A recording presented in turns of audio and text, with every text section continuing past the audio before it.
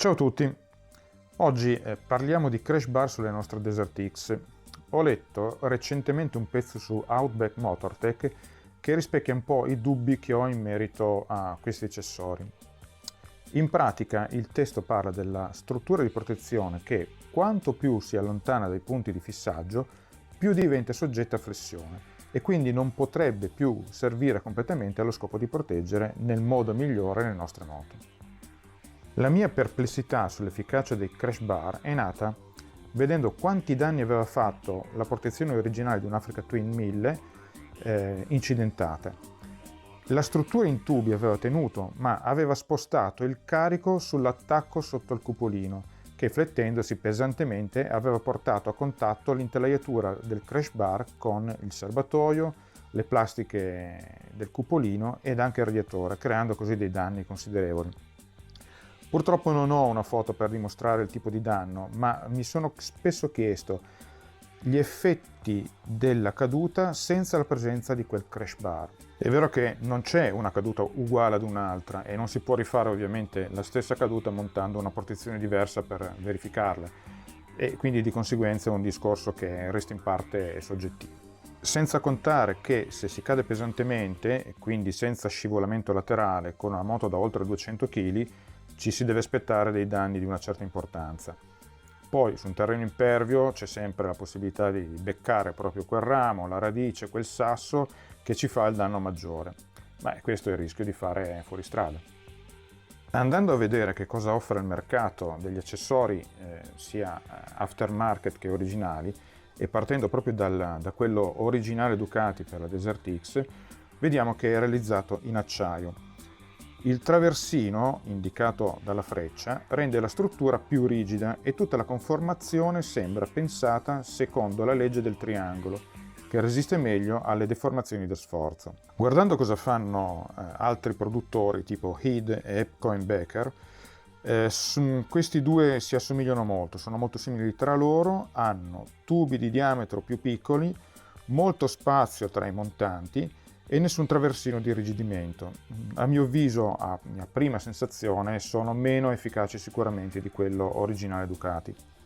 CrossPro è un produttore portoghese che di solito propone delle soluzioni originali e in questo caso infatti utilizza un materiale che gli altri costruttori non hanno considerato, che è l'alluminio, un alluminio tra l'altro di qualità. A mio avviso il punto a favore di CrossPro è proprio il materiale, che dovrebbe deformarsi senza trasferire troppo carico sugli attacchi e soprattutto sulle plastiche e sul frontale. Diciamo che il più simile all'originale Ducati sia come struttura che come forma, incluso il famoso traversino di irrigidimento. E a questo punto direi che potrebbe anche essere una valida alternativa, visto che ne costa la metà.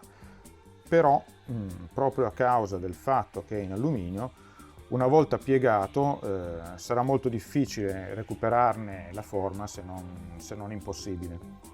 Come esempio virtuoso, per far capire il tipo di ragionamento che ho seguito, esempio virtuoso anche se per alcuni esteticamente discutibile, porto il paramotore della Suzuki V-Strom 1050 XT, che per esperienza diretta si è dimostrato estremamente valido almeno in un paio di occasioni, riportando solo qualche graffio ma preservando le sovrastrutture. È montato su attacchi rigidi e un tubo di acciaio di buon diametro, bracci di leva cortissimi e struttura complessa che rendono tutta la flessione delle parti quasi inesistente. Inoltre ha il vantaggio che è basso, quindi subisce meno l'energia cinetica della caduta laterale. Cosa significa l'energia cinetica di una caduta laterale?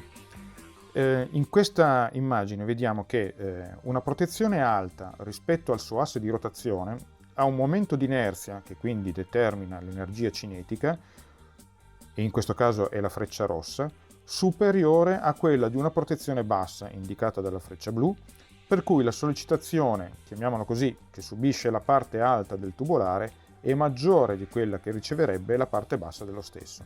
A questo punto però parliamo di attacchi. Quello più critico tra tutte le protezioni proposte prima è sotto il cupolino, perché gli altri attacchi sono fissati alla struttura rigida del telaio o del motore. Questo, a mio avviso, è il punto dove si concentra la maggior parte dell'energia dell'urto laterale e che potrebbe cedere o deformarsi facendo arrivare a contatto le barre laterali con le strutture della moto. Questo aspetto mi è stato confermato da un proprietario di Desert X che l'ha usata molto in fuoristrada e effettivamente mi ha detto che la parte debole, quella che cede, è proprio quella sotto al cupolino, quindi almeno questa oggettivamente è stata una condizione verificata.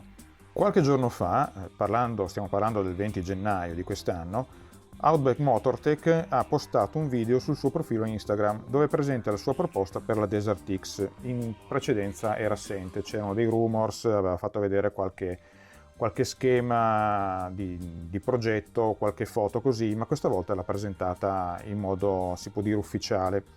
La protezione è quella completa, quella che si vede qui, quella che loro chiamano combo, cioè una parte bassa e i relativi attacchi motore, la piastra paramotore che loro chiamano skid plate e una parte alta che secondo la loro filosofia è aggiuntiva e quindi la si monta a propria scelta. In pratica è una protezione combinabile. È interessante vedere anche come hanno risolto la protezione della pompa dell'acqua. Se non siete deboli di cuore, potete vedere sul loro sito come effettuano le prove di resistenza delle loro protezioni. Direi che in questo aspetto sono veramente unici rispetto a tutti gli altri produttori. Per concludere, bisognerebbe fare una serie di crash test sulla propria moto, sui propri percorsi, eccetera, ma non penso che sia una condizione che piaccia. Ovviamente queste sono le mie considerazioni, ognuno ha le proprie convinzioni ed esperienze e naturalmente è libero di fare come crede. Grazie e alla prossima.